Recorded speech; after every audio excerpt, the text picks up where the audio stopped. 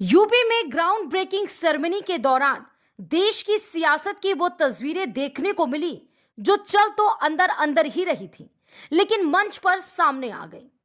बहुत दिनों से ये बात है कि राजनाथ सिंह पीएम मोदी को बिल्कुल भी पसंद नहीं है, लेकिन ये बात ग्राउंड ब्रेकिंग सेरेमनी में बिल्कुल शब्दों के जरिए, हाव भाव के जरिए प्रूफ हो गई। पहले ये तस्वीरें जिसमें ग्राउंड ब्रेकिंग सेरेमनी में बैठे हुए पीएम मोदी दिखाई पड़ रहे हैं और राजनाथ सिंह को बोलने के लिए बुलाया जा रहा है। दूसरी तस्वीर देखिए, जैसे ही मंच पर राजनाथ सिंह बोलने लगे, मोदी जी ने उनसे नजरें हटाई और मैगजीन में बिजी हो गए। और तीसरी तस्वीर देखिए, जैसे राजनाथ सिंह अपनी बातों को कंप्लीट करके मंच छोड़े, वैसे ही मोदी जी ने मैगजीन से नजरें हटाई और मंच की तरफ देखने लगे। तो क्या मोदी राजनाथ को मंच पर देखना पसंद नहीं करते? क्या मोदी को यह अच्छा नहीं लगता राजनाथ उनके सामने बोले? या कोई बहुत लंबी पुरानी बात है जिससे यह पता चल जाता है कि पीएम मोदी और राजनाथ सिंह में दूरियां हैं? अब इन तीनों तस्वीरों की कहानी बताएं, उससे पहले आप ये बयान सुनिए। आकस्मिक रूप से मुझे आमंत्रित किया है, मुझे जानकारी नहीं थी पहले से, इसलिए माइंड में कभी नहीं कर पाया मैं। तो आपने देखा और सुना कि कैसे राजनाथ सिंह बोल रहे हैं कि माइंड मेकअप नहीं था। अगर आप बिना तैयारी के जाएंगे, मोदी जी की इमेज को खराब करेंगे या मोदी जी के कार्यक्रम को आप सीरियस नहीं लेंगे, तो क्या पीएम मोदी आपका सर उठाकर भाषण सुनेंगे? वो तो आपको देखना भी पसंद नहीं करेंगे। और यही किया पीएम मोदी ने। देखिए कि जब राजनाथ सिंह बोल रहे थे, पीएम मोदी सर झुकाए हुए थे, मैगजीन में ही उलझे रहे। मोदी जी का नाम लिए जाने पर भी एक बार भी नजरें नहीं उठाई गई। सुनिए जरा। प्रधानमंत्री जी हमारे संसदीय निर्वाचन क्षेत्र में पधारे हैं, इसलिए हृदय की गहराइयों से मैं आदरणीय प्रधानमंत्री जी का हार्दिक अभिनंदन करता हूं और उनका मैं स्वागत करता हूं। अंतर्राष्ट्रीय जगत में भारत की प्रतिष्ठा बढ़ी है, तो उसका श्रेय यदि दिया जाना चाहिए तो हमारे प्रधानमंत्री आदरणीय नरेंद्र मोदी जी को इसका श्रेय दिया जाना चाहिए। ये तो बहुत सामान्य बात है कि कोई किसी का बार बार नाम ले तो एक बार तो वो इंसान अटेंशन दे ही देता है, लेकिन यहां पर मोदी जी ने राजनाथ सिंह को एक बार भी अटेंशन नहीं दिया। मतलब साफ है, मोदी और राजनाथ में कहानी कैसे बिगड़ गई? मोदी और राजनाथ में कौन विलन बन गया? मोदी राजनाथ से दूरी क्यों बना रहे हैं? ये सारे कारण हम आपको बताने जा रहे हैं, जिससे सब कुछ साफ हो जाएगा।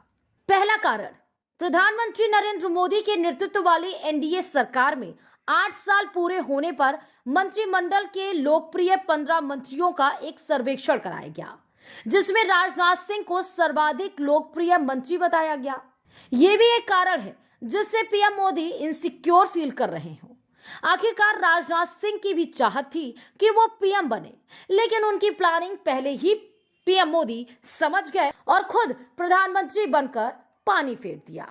दूसरा कारण, ग्राउंड ब्रेकिंग सेरेमनी में उद्योग जगत के दिग्गजों के भाषण के बाद राजनाथ सिंह को अपने विचार रखने के लिए जब आमंत्रित किया गया तो वे बोले उन्हें अचानक से बुला लिया गया, इस बात की जानकारी नहीं थी। आकस्मिक रूप से मुझे आमंत्रित किया है, मुझे जानकारी नहीं थी पहले से, इसलिए माइंड में कभी नहीं कर पाया मैं। तो आप बताइए कि जो देश का चौथा जिम्मेदार व्यक्ति हो, जिसको हर वक्त चौकन्ना रहना चाहिए, उनका ये स्टेटमेंट कि उनका माइंड मेकअप नहीं है, क्या सही है? क्या दुश्मन देश राजनाथ सिंह को बताकर अटैक करेगा, जबकि देश की सिक्योरिटी उनके ही हाथों में है? बॉर्डर सिक्योरिटी का मामला भी उनसे नहीं संभला, इसीलिए विदेश मंत्री एस जयशंकर को चीन मामला सुलझाना पड़ा। राजनाथ सिंह क्योंकि तैयार नहीं थे। मोदी जी को यह बात भी कहीं ना कहीं खटक रही थी। तीसरा और अहम कारण, मुख्यमंत्री योगी आदित्यनाथ और राजनाथ सिंह में पटती नहीं, यह माना जाता है। दोनों ठाकुर जाति से आते हैं और ठाकुरों में भी आपसी वर्चस्व है। राजनाथ भी यूपी के मुख्यमंत्री बनना चाहते थे या फिर वो अपने किसी चहेते को बनाना चाहते थे, लेकिन मोदी जी ने उम्मीदों पर पानी फेर दिया। बाबा योगी आदित्यनाथ को मुख्यमंत्री बना दिया और उसके बाद उत्तर प्रदेश विधानसभा चुनाव में भी योगी आदित्यनाथ ने मंत्रिमंडल में राजनाथ सिंह के बेटे पंकज सिंह को जगह नहीं दी, जिसके बाद राजनाथ सिंह यूपी के दौरे भी कम करने लगे। सेंटर की स्कीमों का उद्घाटन भी योगी आदित्यनाथ कर देते थे, इसलिए भी राजनाथ सिंह दूरी बनाकर रखे थे। यही कारण है कि मोदी जी भी उनसे दूरी बनाकर चलते हैं और शायद इसीलिए ही मोदी कैबिनेट में डिमोशन हुआ, राजनाथ सिंह का होम मिनिस्टर की जगह डिफेंस मिनिस्टर बन गए। कहावत है कि 60 साल के बाद व्यक्ति की बुद्धि कमजोर होने लगती है। क्या राजनाथ सिंह इसी दौर से गुजर रहे हैं? क्योंकि शायद मेरा संसदीय निर्वाचन क्षेत्र लखनऊ है, इसीलिए कुछ कहने के लिए आमंत्रित किया गया। उत्तर प्रदेश का मुख्यमंत्री रह चुका हूं, शायद यह सोचकर भी आमंत्रित किया गया। जगत से जुड़े मेरे सम्मानित महानुभाव, यह मेरा संसदीय निर्वाचन क्षेत्र लखनऊ है। शायद इसीलिए मुझे यहाँ पर कुछ कहने के लिए आमंत्रित किया गया है। और इस उत्तर प्रदेश का, चूंकि मैं मुख्यमंत्री भी रह चुका हूँ, शायद यह भी सोचकर उन्होंने आमंत्रित किया होगा। राजनाथ सिंह का ये स्टेटमेंट मानो ऐसा लग रहा है कि राजनाथ सिंह को इस बात की समझ ही नहीं थी कि इस कार्यक्रम में किन हैसियत से उन्हें बुलाया गया। तो क्या राजनाथ को अपने घटते कद का कहीं ना कहीं अंदाजा लग गया है? और पांचवा और आखिरी कारण, जब यूपी में डिफेंस कॉरिडोर जैसा बड़ा प्रोजेक्ट आया, लखनऊ में गन फैक्ट्री लग गई, डिफेंस सेक्टर में बड़े काम का क्रेडिट उत्तर प्रदेश में योगी आदित्यनाथ को ही जाता है, जबकि जिम्मेदारी राजनाथ की होनी चाहिए। क्या देश की गति, सुरक्षा, व्यवस्था के लिए प्रधानमंत्री मोदी और मुख्यमंत्री योगी की ही जिम्मेदारी है?